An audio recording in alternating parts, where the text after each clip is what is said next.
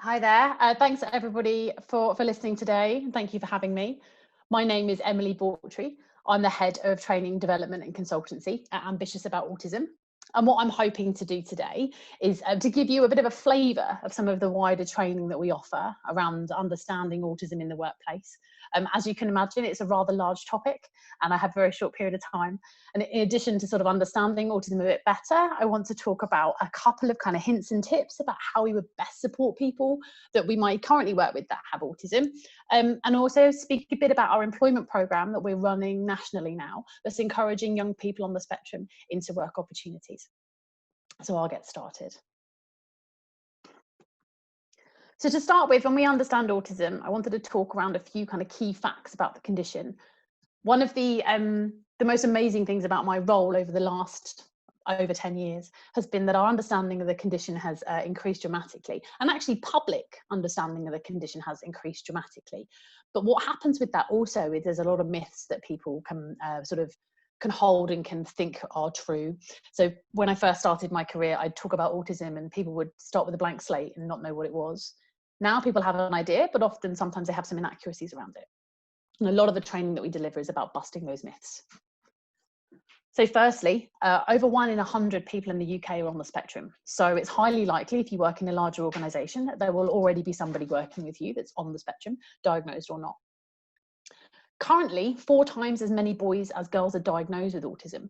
Now, this doesn't necessarily mean that that's actually reflective of the autistic population.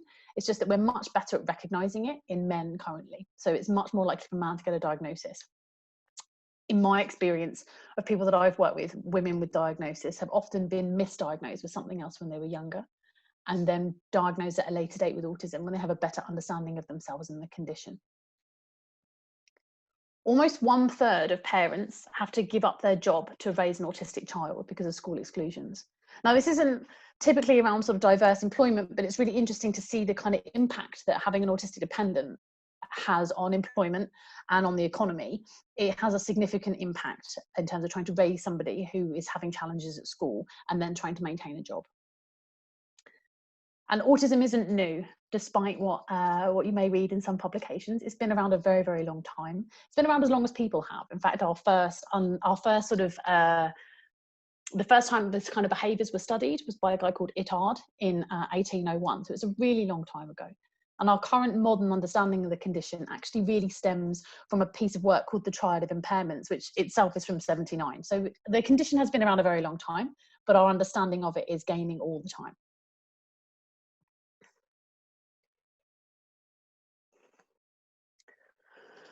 So someone on the spectrum will display 4 areas of difference to a neurotypical person.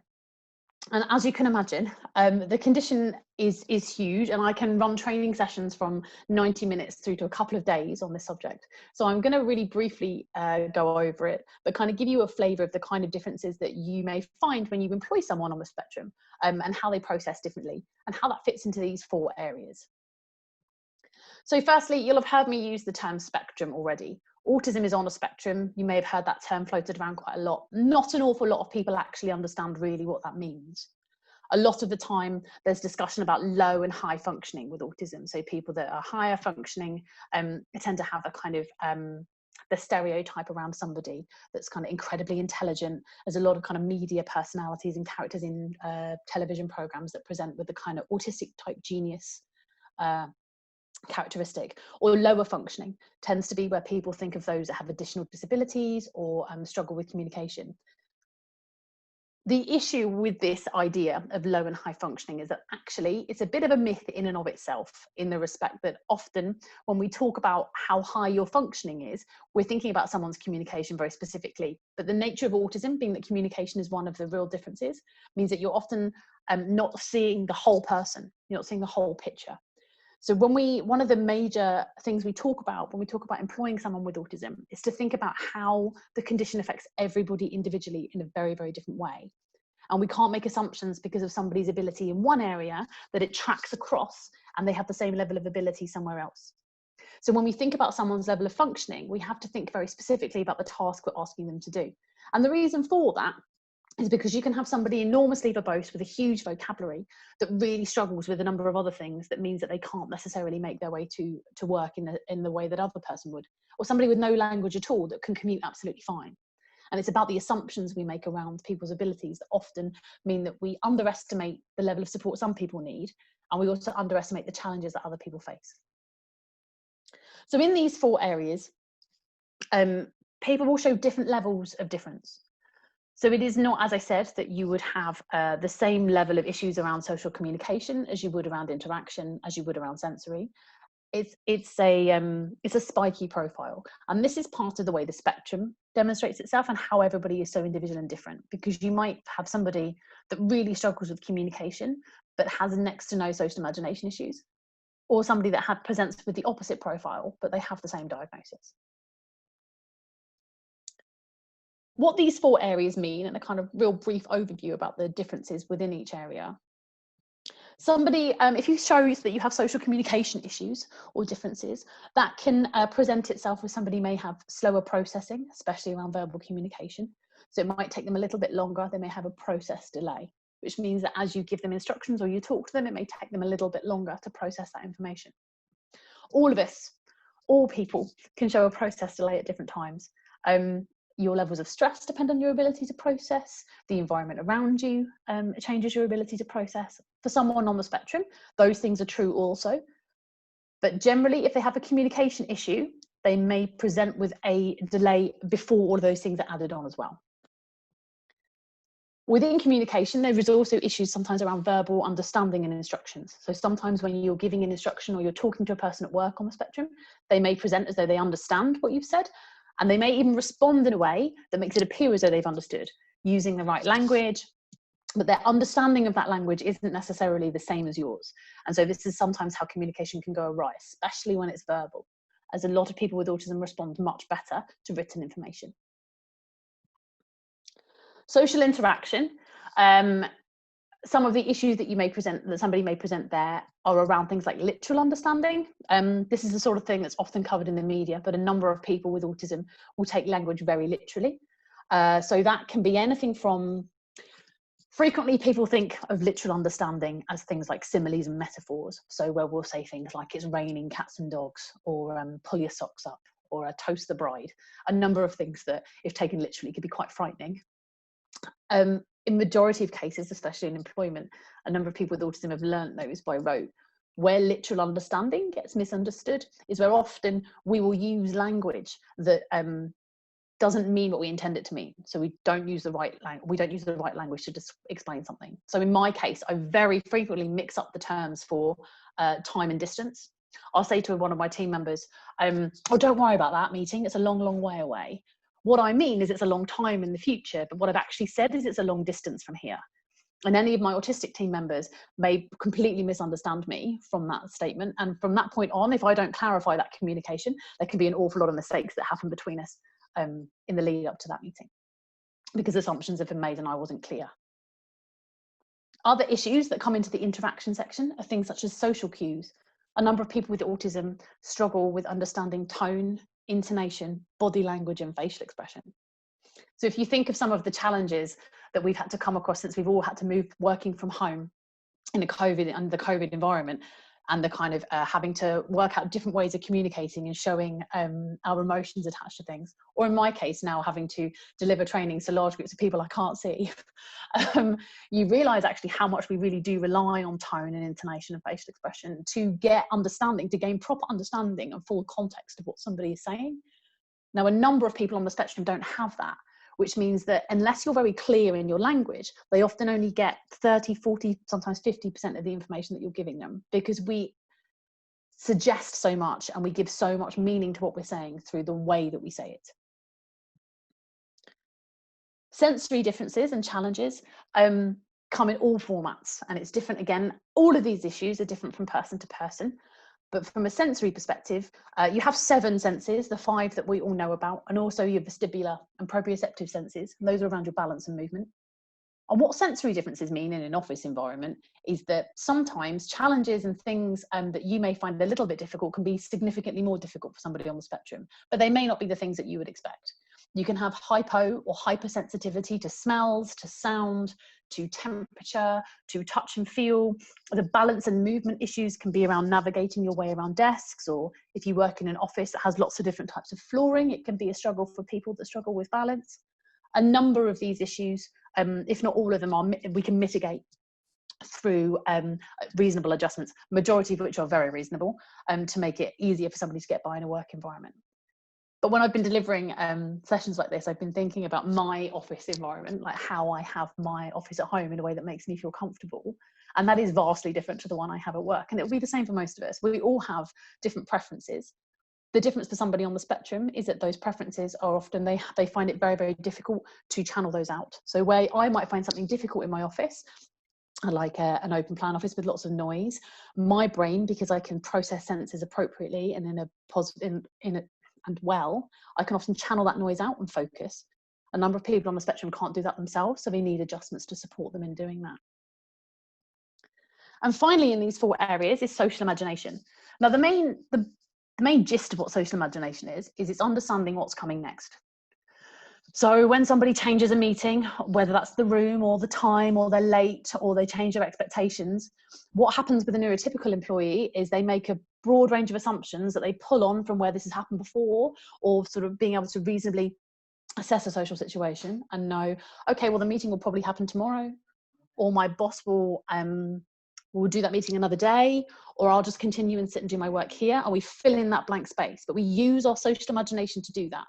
If you move a meeting for someone on the spectrum, or be it for whatever reason, location, time, any of those things, if you don't fill in that gap, that raises anxiety, because there's often a lack of understanding about what they should do instead, or if it will happen again. It's right back to that idea about making assumptions. So when we're thinking about this condition within employment, fewer than 1 in 4 autistic young people access education or training beyond school, and only 16% of people with autism are in full-time or paid employment, which is shockingly low, given that a number of those, a significant proportion of those are work ready, and an even larger proportion would be definitely work ready with a very few adjustments. 15% of people with autism believe employers will offer them a job. So there's that lack of confidence in approaching employers in the first place. And one of the challenges that we are addressing as an organisation currently is 80% of autistic young people say that their careers advice is poor to non-existent. So as part of the employment programme that I'm talking about later, we're looking at a holistic approach, starting in schools and universities, to improve that careers guidance, to bring up that confidence of young people and understanding the kind of jobs they can apply for and the kind of adjustments that they can ask for. So the cost of the economy is significant. It's 29 to 31 billion is the estimated cost of the economy. And the total annual loss income is about £9 billion. So this is absolutely enormous. It's a huge amount. And we can see why, for multiple different reasons, it will be beneficial to everybody, for everybody to employ autism. So back to talking about some of those sort of adjustments I said. If you have anybody that you work with that's on the spectrum now currently, or if you do recruit somebody, these are some things that you can put in place that are very supportive for that person in employment. Also, and I feel as a caveat here, every one of the things I'm going to discuss here benefits everybody that you work with, neurodiverse or not. There's no amount of things we could put in place here that are difficult, challenging to anybody else. They don't make life difficult for anybody. So giving available choices to somebody and limiting those where appropriate is really helpful, especially for new autistic employees and people that are new to the workplace.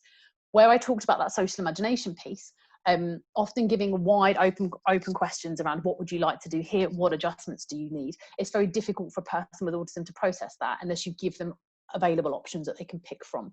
And that can ease an awful lot of those communications.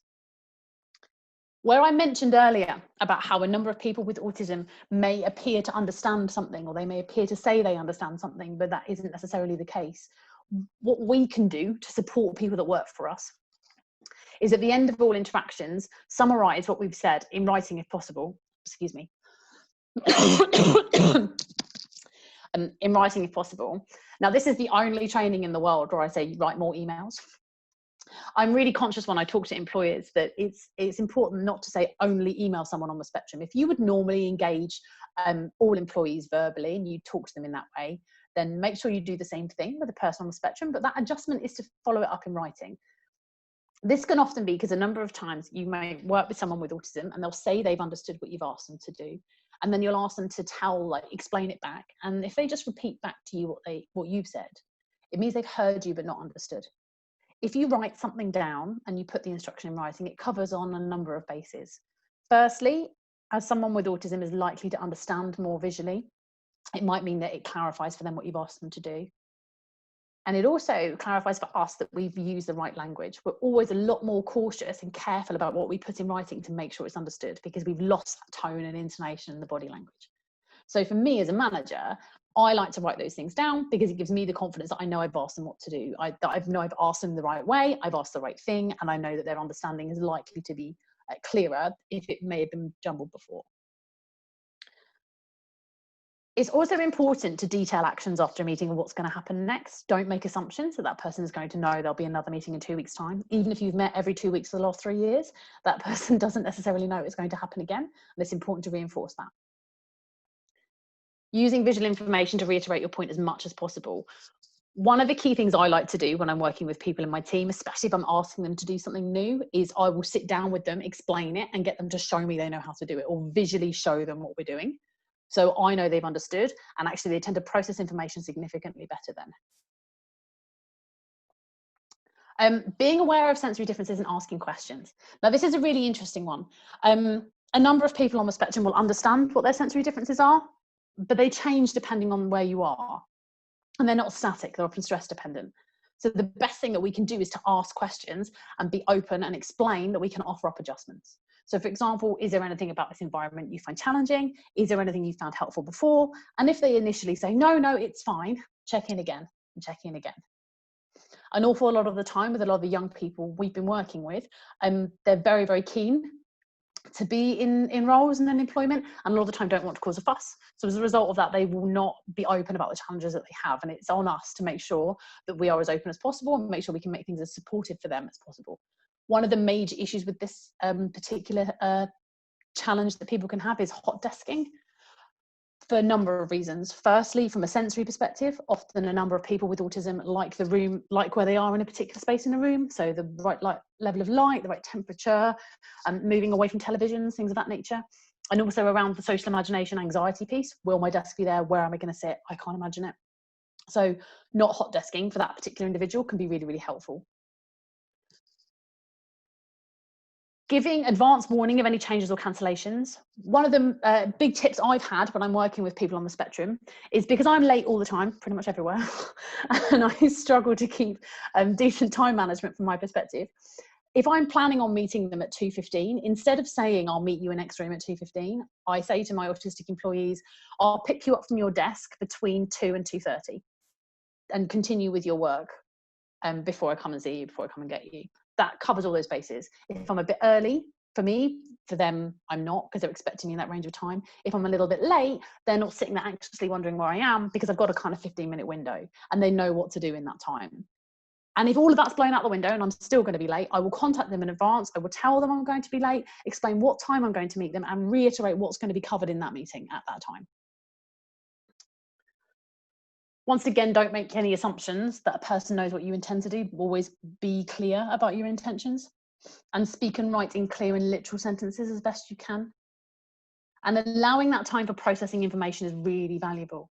Sometimes it can be quite uncomfortable to sit in silence and allow someone that time to process. But often when we interrupt that silence with either trying to clarify, using the same language, repeating ourselves, or checking understanding, it just adds to the piles of things people need to process. So sitting in silence and allowing appropriate time for processing can be really helpful. So before I talk about our employment program and take some questions, I wanted to talk to you a bit about Tom, who is a young person that worked with us most recently. It was a couple of years ago now in total. So he's one of our more recent graduates from our employment program. He had a 6-week placement at a bank, and he really struggled initially. So we put our training in place for our employers, and we helped him through the job matching. He'd never had work before. Through those barriers to gaining employment that a lot of people with autism face, he'd really struggled to find a full-time job. We placed him in a 6-week placement with the bank, and at the beginning it was challenging, but he actually got to know it pretty quickly, and he made pretty quick progress. he moved from sort of struggling at the beginning to moving into some quite advanced data analysis. And this led to an incident, which is one of my favourites to tell about our grads from our programme. At the time when Tom was in this placement, there was a collapse of a major airline, and he used his own initiative to look through the software the bank had and identify customers who had made purchases with that airline over the last 6 months to a year, so he could identify the financial liability of the bank in these circumstances. So the bank could proactively approach the customers and talk to them about how they might resolve their issues moving forward. And Tom's manager was really clear with us at the time that he said this is an initiative that no neurotypical member of his staff showed, and the whole thing was done and saved the bank a huge amount of money just through the fact that Tom sees and thinks about things slightly differently. And he became a massive asset to that team. And this kind of reinforces the point when I'm going out and talking to employers that I don't believe in employing autism from a corporate social responsibility perspective, or because it's a nice or right thing to do, or because it's charitable, but because it makes business sense. Pulling in people that see things differently and working with people that have a different perspective adds to your organisation and can make a massive difference in circumstances such as this. So we have a quote here from one of our biggest supporters and somebody that has taken a number of young people through the programme. One of the things I wanted to do was to help unlock some of the potential that's out there. What I didn't expect was the genuinely positive impact it's had on people and the agency. All of our employers that come back having taken a placement, one of our work experience placements with Autism Exchange or Employ Autism, continue, either take on another one or look at embedding these practices in their day-to-day recruitment. Everyone has seen significant benefit from the programme. So there's a giant picture of me on this slide. It wasn't my choice. So organisationally, what do we offer and how do we support people to employ autism? So the training and consultancy team that I run, as I said, runs a number of different trainings. So we start at 90 minutes all the way through to a day, really sort of padding out the content that I've explained today. We also offer bespoke sessions for particular issues that you may have, and we do consultancy for specific adjustments if you already have somebody in post or you've got somebody you think is coming into post already. We also do environment assessments from a sensory perspective. So coming into your office, having a look around and determining issues that might arise if you were to recruit somebody that had sensory difficulties.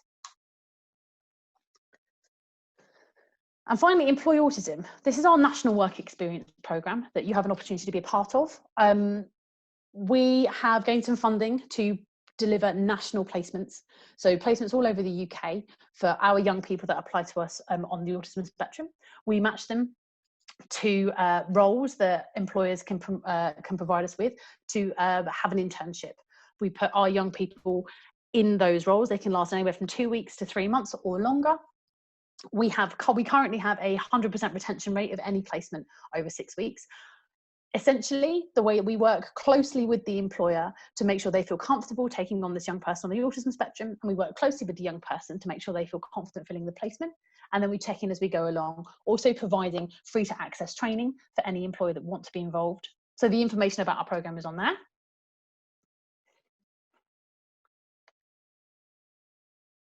And then finally, sort of wrapping up, talking a bit about our charity.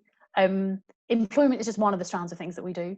We have a number of schools and bricks and mortar provisions that we provide, in addition to training such as this one today, to all different types of audiences, from government to health to schools and education to parents. So we support a full range of anybody that wants to know anything about the condition.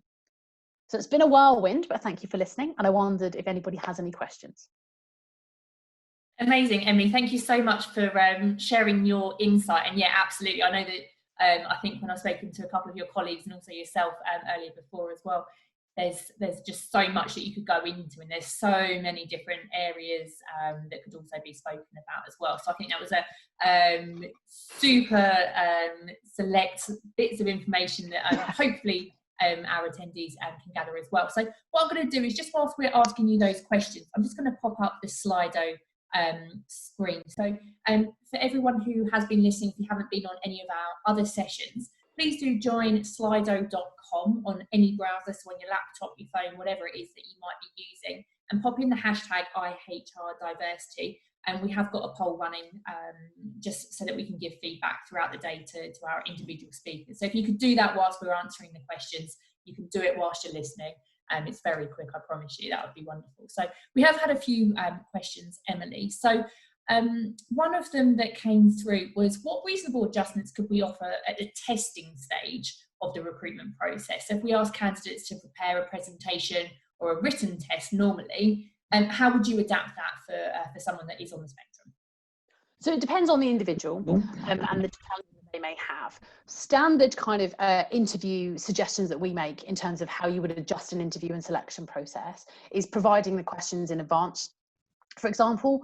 So that can be with a short period of time beforehand, but it helps people to, if you think about how, as a neurotypical person, when you go into an interview, you make assumptions around the kind of questions people are going to ask, and an awful lot of it is around kind of guesswork, as in thinking, what's the kind of thing they're going to ask me and how do I respond? And we use our social imagination to build those answers. For a person on the spectrum that doesn't have that, having the questions in advance gives them a much more likely ability to research the right things and to know what information to come with. It's much less a bolt out of the blue. So that's one of the suggestions that we make. And to make that reasonable, we say that if an employer is often uncomfortable making that adjustment for one person, they can offer it to all candidates in this circumstance, so that you're not saying that one person necessarily has a big kind of leg up over somebody else, but at the same time, it gives that clarity to the person that might need it. In terms of testing and things of that nature, sometimes it's about applying extra time.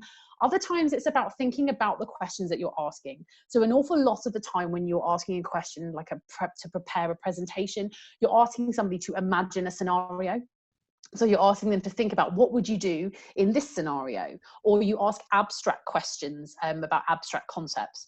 Whereas people with autism require questions that are around concrete issues rather than things that are in the abstract. And equally, it's a lot easier to word a question that refers to something that's happened historically, where they can refer to their memory, rather than about something that hasn't happened. So for example, if you were going to ask a set of questions around what would you do in this scenario, it's easier and clearer for someone on the spectrum to ask, what have you done that demonstrates this? Okay, brilliant. And I assume this is something that if they're part of your program, you can help them with as well. So there's so many answers to this question. It's a massive question. And also it's so individual, isn't it? Because everyone's individual and everyone has different sort of preferences and adjustments that are needed. So another question that we've had come through is, due to the employment stats you shared, and I think they were right at the beginning of your presentation, is it likely that someone with autism is not going to disclose this, meaning that their new employer actually has difficulty adjusting due to the lack of awareness? Is that something that you found previously?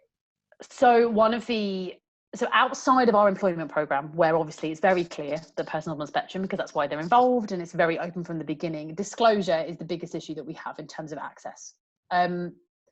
It happens from both ends. I will have young people say to me, should I say I'm autistic? And I have to often respond that it's a personal choice. I think you shouldn't ask for adjustments, but I also can completely understand why people would be reluctant to do so. The reality is, and we do try and explain to our young people, that as much as they may get through an interview, at some point it's going to become apparent that they need some adjustments, and it's better to be frank about that at the beginning.